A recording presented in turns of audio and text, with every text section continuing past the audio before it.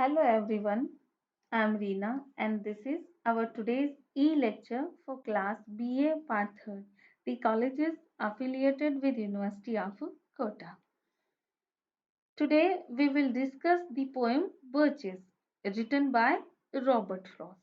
Okay, this is our today's e-lecture regarding the poem Birches written by Robert Frost. Robert Frost was American poet. Okay. This poem contains almost 59 lines, and in this video, we will discuss some important lines of the poem. So, let's start our today's e-lecture. Dear students, first of all, here the question arises, what is the birches? So, just have a look on this picture. Dear students, this is the picture of birches, means birches, birch trees. Okay, this poem Birches written by Robert Frost is all about the birch tree. So here we need to know about the what is birch trees. Means birch is a tall tree that has thin peeling bark and grow in icy cold areas, and there are different kind of birches trees. It has soft stem that can easily bend. Okay, as we see in our picture, this is the birch tree, and there are many kind of birch tree. This is the some typical kind of birch tree, and it can grow much cold areas also, and it has soft stem that can easily bend. So this poem Robert Frost in his poem Birches uses the tree birch. And so this is our today's lecture regarding the birches. Here we have the slide contains some points regarding this poem, and just look at this picture. Okay, in this picture we can see the boy swinging on the birches. So in this picture we in this slide we can see the two pictures, and the first picture and above written, so was I once myself a swinger of birches, and second here, and so I dream of going back to be. Means these both these lines are the deep philosophic line of this poem. Okay, so here guess who can be the boy? Okay, this boy is only the poet himself. Okay, here I is used for the poet. Here poet himself wants to be a birch swinger. Okay, as first he says, so I was once myself a swinger of birches, means in his childhood Robert Frost was also a birch swinger, and after some time he also wants to going back to be, he again wants to be a birches swinger. Okay, so in this lecture we will discuss these some important things about the poem. As previous we have discussed that this poem contains almost 59 lines, and in this poem Robert Frost says that when Robert Frost walking by the side of woods, he saw the birches. He saw the birches bending right and left. Okay, so he guesses that who bent these trees. He guesses just who bent these trees. When at first we will see at first this poem when Robert Frost says in the first line, very first line of this poem, that when I see birches bent to left and right and across the lines of straighter darker trees, means the birches are in straighter darker, in the lines of straighter and darker, and they are bent to left and right. So the poet, when he saw the birches bending, he guesses who bent them, who bent the birches. Okay, but before we start our poem, just have a look on the structure of the poem. Okay, so this slide contains some points about the structure of the poem. So let's start. The first point is this poem is written in blank verse with particular emphasis on the sound of sense. Okay, Frost highlights the narrator's regret that he can no longer find this peace of mind from swinging on the birches. And third point is there are no strangers. Okay, in this poem there are no strangers. As the tone is conversational, but you don't not have conversation in strangers. Okay, so this poem is in conversational style, and this poem did not do not have strangers. Okay, significantly the narrator's desire to escape from the rational world is inconclusive. Means in this poem we can see that poet wants to be a birches swinger. Okay, poet wants to be a birches swinger. He wants to escape from the earth for a while, but after some time he wants to come back to the earth. This shows that poet is wants to escape from the earth, and next, when he wants to come back to the earth, it shows narrator's desire to escape from the rational world, but for some time.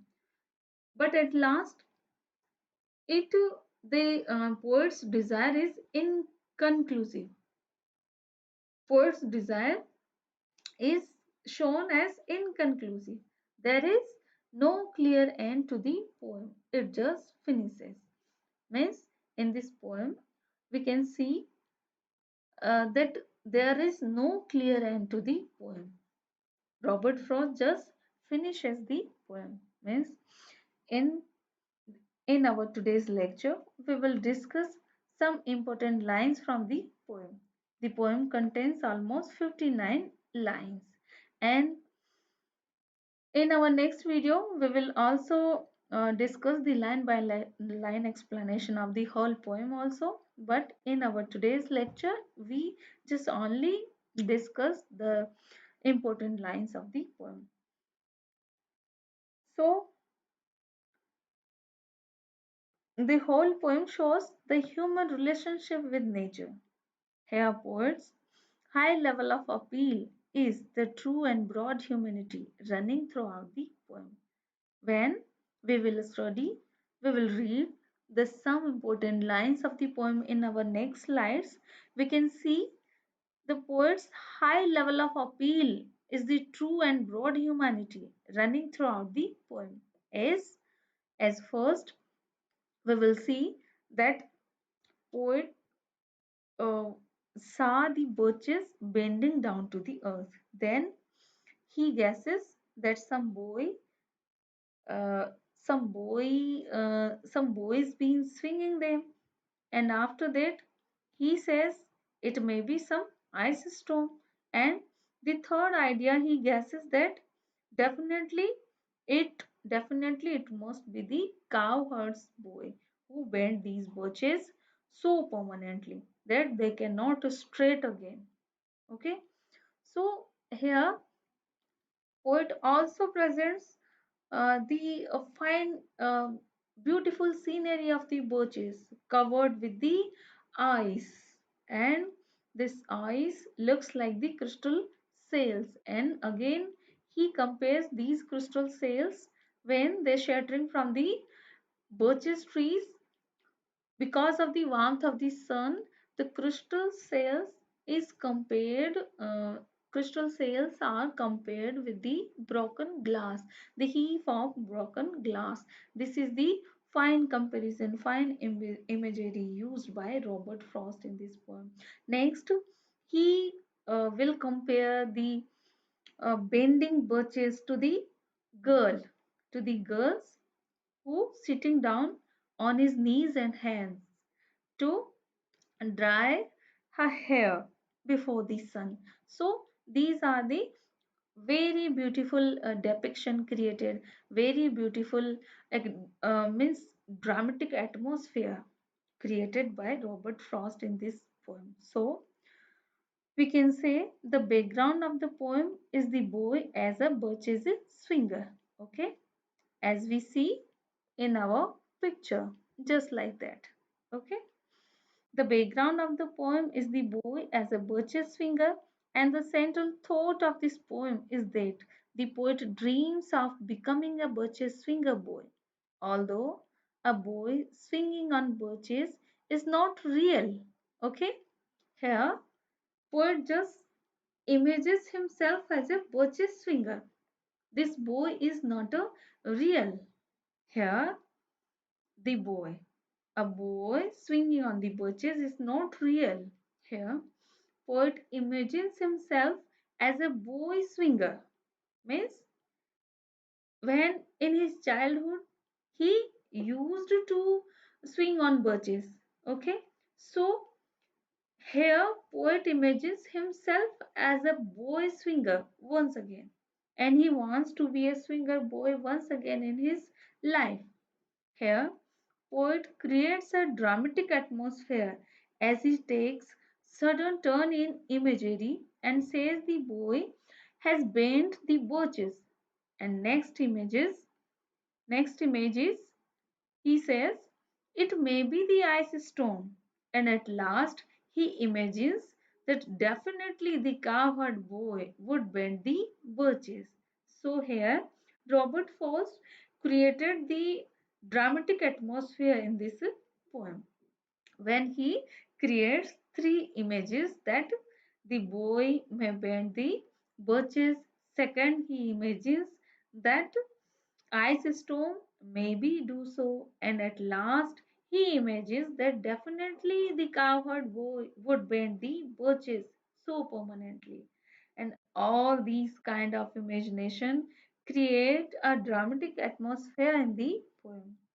So dear students, let we start our today's e-lecture and just have a look on some important lines of the poem as follows. Okay, so in this video we will discuss the some important lines of the poem also. Just watch line number first and third. Okay, the very first line of this poem is when I see birches bend to left and right. And line number third is I like to think some boys been swinging them. Means in this poem poet says has poet uses I, first person I for himself. Means when I see, means the poet see that birches are bending themselves down to left and right across the line of straighter and darker trees. Okay, and I like to think, means the poet thinks that some boy must have been swinging them. Poet says here, poet imagines that there must be some boy have been swinging them. The poet soon recalls that birches are not bent so low because of swinging. Means the birches are bent so down to the earth, and they bend permanently. They cannot stand straight again. So here, poet soon recalls that birches are not bent so low because of the swinging of a boy. And next, he imagined that some ice storm are capable of making birches bend down to stay. Means it may be, next he imagines that it may be some ice storm. It may be some ice storm which can able to bend the birches permanently down to the earth. Okay, so here the poet imagines uh, the birches down on the earth, and here in the next line of this poem as we have in our slide. Okay, the line number 9, 11, and 12. We can, these are the much important lines of this poem as poet depicts the beautiful scenery of the birches covering with the ice. And what are the fine comparison used by Robert Frost here in these lines? So here look at the line number 9. As the steel cracks and creases the enamels. This is the poetical line, poetical language. Okay, cracks and creases means both are same. Cracks and creases means in the our line, in these lines poet says, the poet addresses to the readers here. Okay, he also addresses the reader as he says, you must see, means you must have seen them, means you must have see the beautiful scenery of the birches. You must have seen them quite loaded with ice and sunny winter morning after rain, and birches begin to click themselves as the wind starts blowing, and they become many colored. Okay, so next he says, as soon as the sun becomes warm, the birches begin to shed crystal cells. Okay, next he says, the still cracks and creases their enamel, means when the wind starts blowing, okay, they begin to click themselves. Here, steel cracks and creases the enamel, means they break their enamel. Enamel means the outer hard surface area of the birches. Outer hard enamel made by ice. Okay, so enamel means the outer surface on the birches. And here the beautiful scene, a beautiful picture of birches covered with the ice. Poet Robert Frost creates the beautiful scenery here and says that when the wind blows, okay, when wind starts to blow, the birches begin to click themselves. Birches begin to click themselves and break their enamel. And in the line number 11, 12, here, just have a look. Soon the sun's warmth makes them shed crystal cells. Okay, the enamel of the birches shed like the crystal cells. Here, poet says, when the sun becomes warm, means soon the sun's warmth makes them shed, means as soon as the sun becomes warm, the birches begin to shed crystal cells, shattering and falling heavily like like the shattering and avalanches on the snow crust, such heaps of the broken glass to sweep away. Okay, here by my mistake, the word one word is missing, that broken glass. Okay, here you should must there must be a word broken glass. Okay, so sorry, this is my mistake, and here it is read be read as so such heaps of broken glass to sweep away. Okay, so here Robert Frost compares the crystal cells, means the enamel created by made by the ice after the ice storm on the surface of birches looks like the crystal cells, and when the winds blow, the crystal cells shattering down, avalanching means coming down, shattering down, they break and shattering down as the like broken glass to sweep, means the crystal cells, the broken enamel of the birches compared by the poet as The broken heap of glass, the broken glass. This is the fine imagery created by the Robert Frost. Okay, here Robert Frost says that as the sun as the sun becomes warm, the birches begin to shed crystal cells, shattering and falling heavily like avalanches on the snow crust. The crystal ice is looks like heap of broken glass, and seeing them on wood, one would feel as if the inner dome of heaven had fallen. In our next line, line number 13, again he compares this breaking of enamel breaking of enamel and shedding the crystal seal.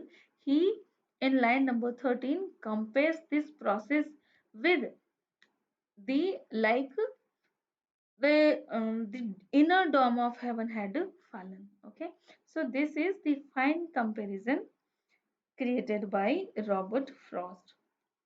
And in next line, here in the next line, line number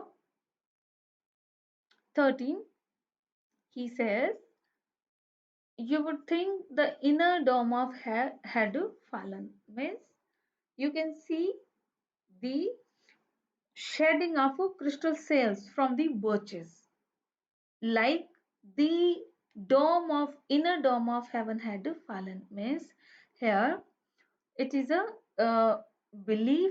It is said that the sky is like a dome, like a inner dome between earth and heaven.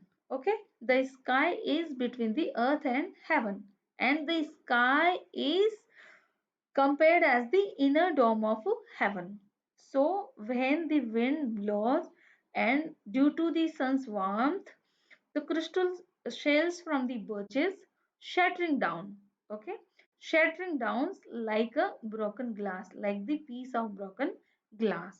So here poet compares this imagery with the, as he says, the crystal cells shattering from the birches like the inner dome of heaven had fallen. Okay, this is the 30th line of this poem. And the next is line number 19 and 20. Next, he next compares the birches trees with a girl in the next line, line number 19 and 20. Okay, here he compares the bored birches to the girl. Means this is the example of Robert Frost fine imagery, as he says, like girls on hands and knees that throw their hairs before them over their hairs to dry in the sun. Means here in the next line, poet compares the bored birches to the girl. Okay, he compares the bored birches to the girls. In which condition? Board birches are in arc form, okay, making arc, and like girl the girl is sitting. Okay, here poet gives the fine example of fine imagery, as he says that the board birches is compared to the girl. Okay, so here in the next poet, a girl which is sitting, a girl which is sitting on his knees and his hands to dry their sun, to dry their hair before the sun. So this is the fine imagery created by Robert Frost, as he says in line number 20. Before them means the like girls on hands and knees that throw their hairs. The bent birches, bored birches compared to the girl in which condition? The girl in condition she is sitting on hands and knees and throw their hair before he is sitting on his knees and hands, and their hair before the sun to dry. She she sitting on knees and hands over their heads to dry in the sun, to dry their hairs to the sun. Okay, means these arched trees appear to like the girls on hands and knees that throw their hairs before them over their heads to dry in the sun. Means this is the fine example of Robert Frost's imagery. Okay, so this is our line number 30th and 19 and 20. Okay, and next is the line number 21. Okay, so Robert Frost imagines and guesses the causes of bending birches tree. He guesses first is some boy been bend these trees. Okay, and next he says that it may be some ice storm, but in line number 21 he says, but I was going to say when truth broke in. Then in line number 21, Robert Frost says, I I came to know the truth of birches bending. Definitely, he says, definitely it must be the cowherd boy. And in the line number 21 to 26, we can see in this slide, and in line number 21 as poet says, I found the truth, means here he says, I found the truth, means I found the real cause of bending birches trees. As previous, he guesses that it may be some boy, and second he guesses it must be some ice storm, but at last he says the third guess and the definite cause of birches bending, as he says, when I truth broke in, means who has bended the birches. I found the truth means who has bended the birches. And next, in the next line, line number 23, 24, 25, and 26, that I should prefer to have some boy bend them. As he went out and in to fetch the cows, some boy too far from the town to learn baseball, and whose only was what he found himself. Means in our next line, number 23, 24, poet says that definitely it must be definitely a cowherd boy who bent all these birches trees.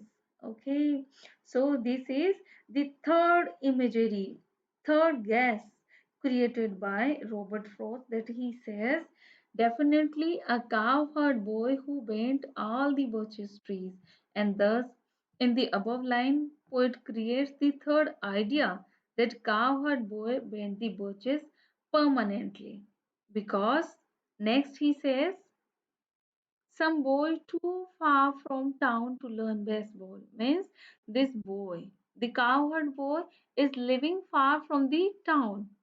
He did not get any chance to learn the baseball, means he did not know any kind of games like baseball and the other games, hmm, which were playing by the town boys. So he knows only a single play. What is the single play of cowherd boy? The single play is only playing on birches and how to bend birches permanently to the earth. Okay, so here poet creates the fine imagery and says, some boy too far from the town to learn baseball, whose only was what he found himself. Means poet यहाँ Robert Frost wants to say that definitely it must be cowherd boy who came here to fetch his cows, and whole day he plays on birches. Okay, whole day he plays on birches and bend them continue over and over again. Means here Poet says that the cowherd boy is living far from the town and he did not get any chance to learn the baseball. So he knows only a single play of swinging birches, of climbing birches. Means here in these lines we find the human relationship with nature, and this is the important feature of Robert Frost's poetry. Means in these lines, poet skillfully depicts the art of the boy. Okay, how is he says it was really swinging continuously by a cowherd boy who bent all trees.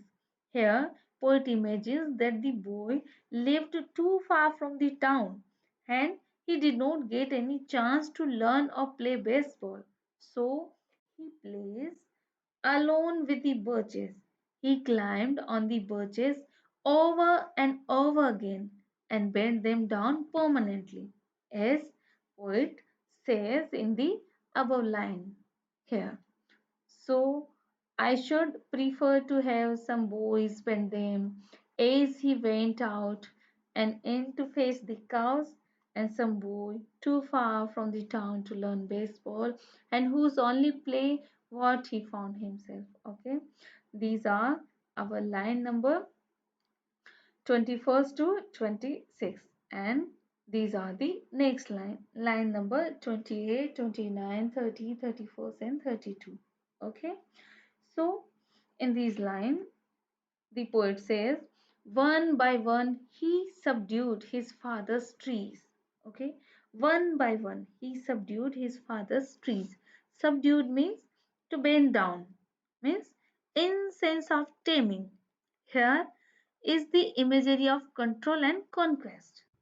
Okay, so and next line means in this line Robert Frost says that the cowherd boy subdued the all trees one by one. The cowherd boy bent down the old trees, all birches trees, one by one, as if they are his father's trees. Okay, and next, by writing them down over and over again. How do he able to bend them permanently? Means maybe he climb on these trees continually. Means he uh, climb on the birches over and over again and bend them down permanently until he took the stiffness out of them. Means he climbed on the birches over and over again and bent them down completely. He took the stiffness out of them, means he bent the all trees down permanently. And note one but hung limp, note one was left for him to conquer. Okay, and note one but the hung limp. Limp means here limp is to bend. Okay, to bend down means none, and none, and note one but means none. Not any tree can stand straight because the cowherd boy bent the old trees one by one. He bent the old trees. He bent them down over and over again, and he bent the old trees permanently down to the earth. So not one was left for him to conquer. Conquer means like a winner, like a king. Means here the cowherd boy bent all the birches one by one like a king, like a conqueror. Means stiffness means here stiffness out of them means made the birches so supple that they could not stand straight, and they were bent down permanently by the cowherd boy.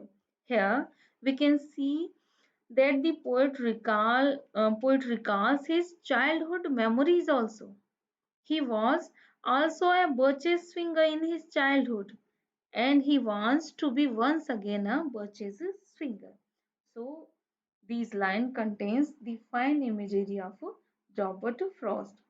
In these lines, we can see the human relationship with nature, and this is the important feature of Robert Frost as previous we have discussed. Okay, so dear students, in next line, poet skillfully depicts the art of the boy, how to climb birches and bend them permanently, and the boy is a expert swinger.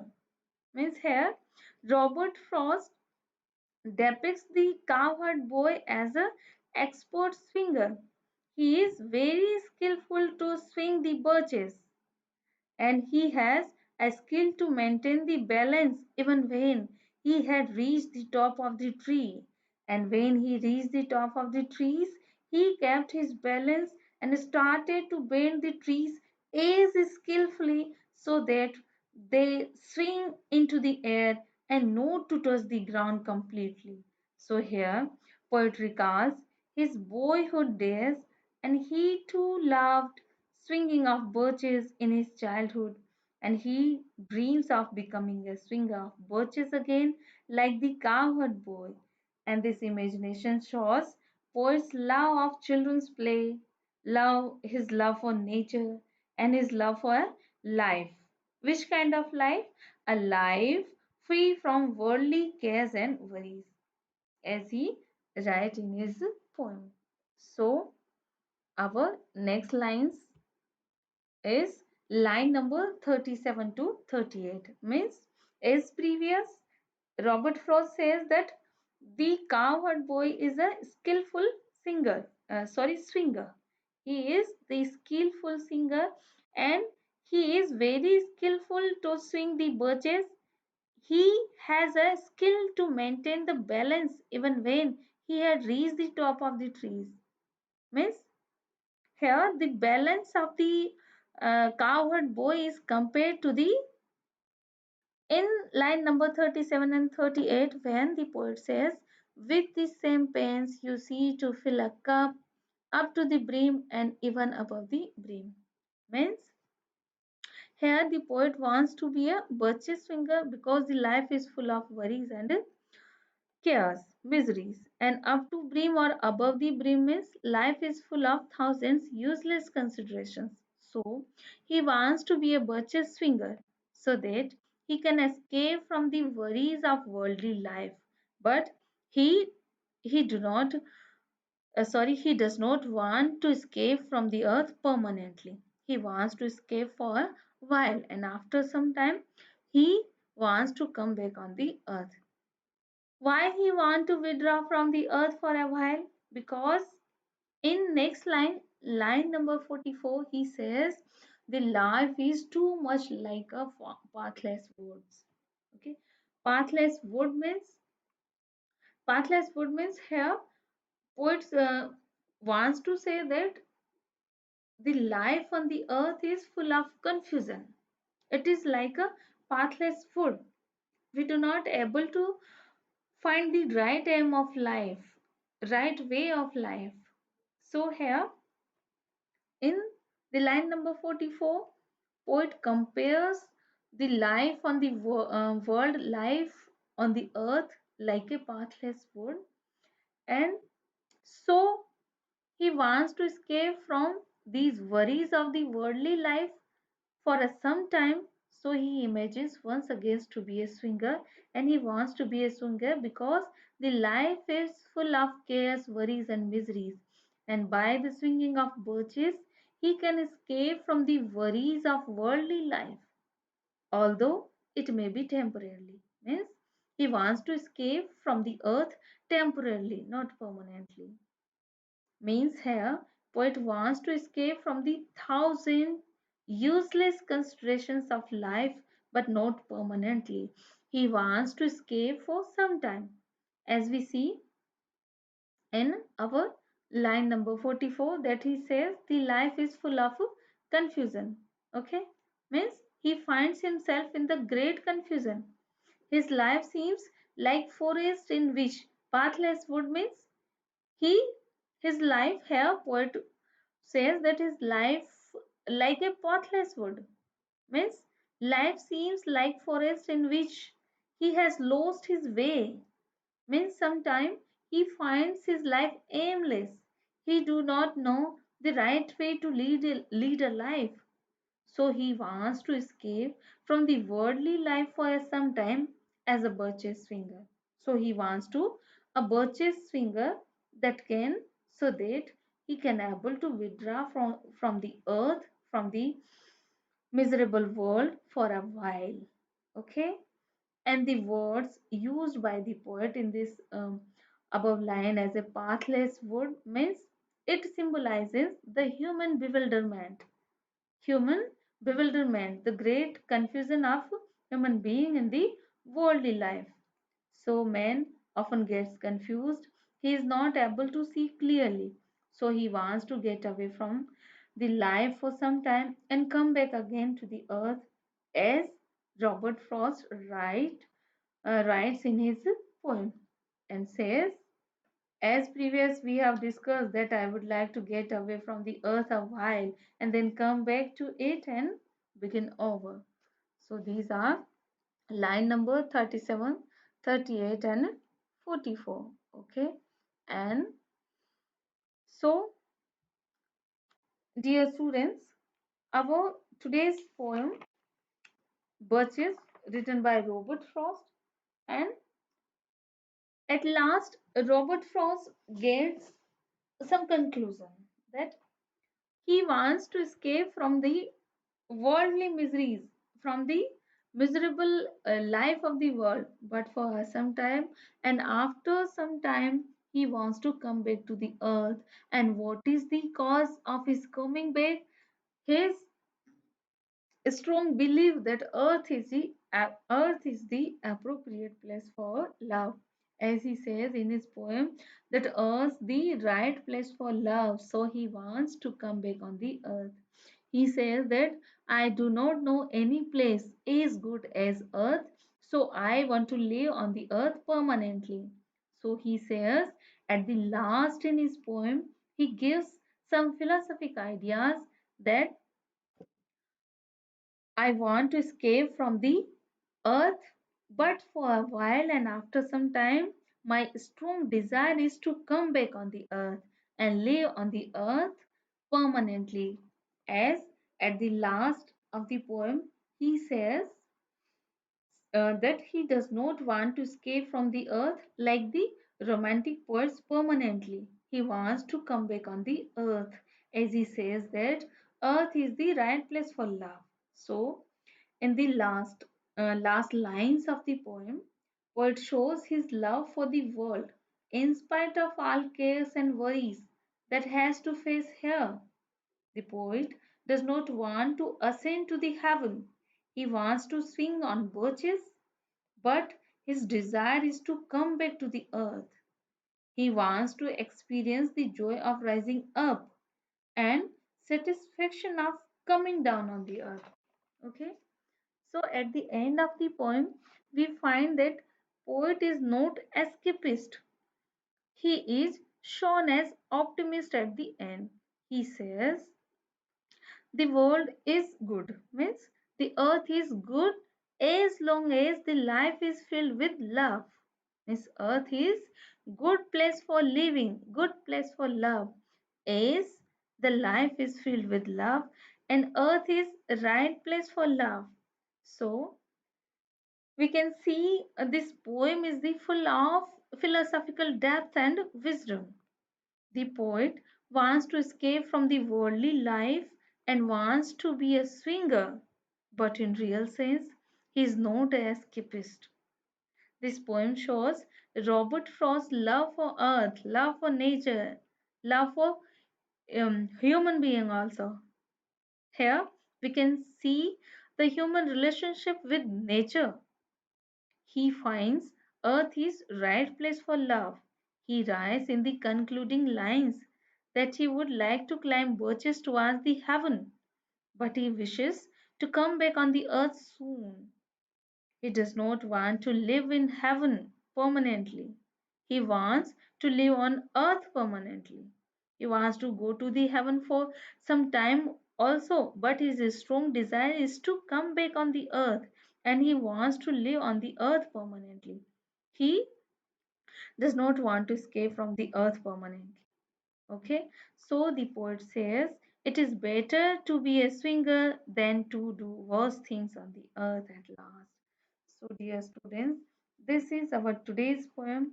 This is very much interesting poem, easy to understandable, and at last we have some symbolism linking to the boy. Here, Robert Frost imagined a boy as a birches swinger. Okay, and there is some symbolism linking to the poem. Look at our slide. The first point is the boy, means the boy in the poem is imaginary. Okay, it is not a really, this boy is not really. It is all about poet's imagination. Here, poet himself is the boy. Here, poet imagines himself as a birches swinger. And like the ice storm that leaves its traces, the speaker only imagines the boy. Next, the speaker imagines the boy, a younger version of himself.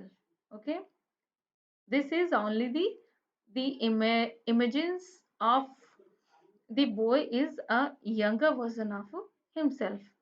We learn that the boy presents a specific time in speaker's life that was filled with simple pleasure, adventure, and nature and idle hours.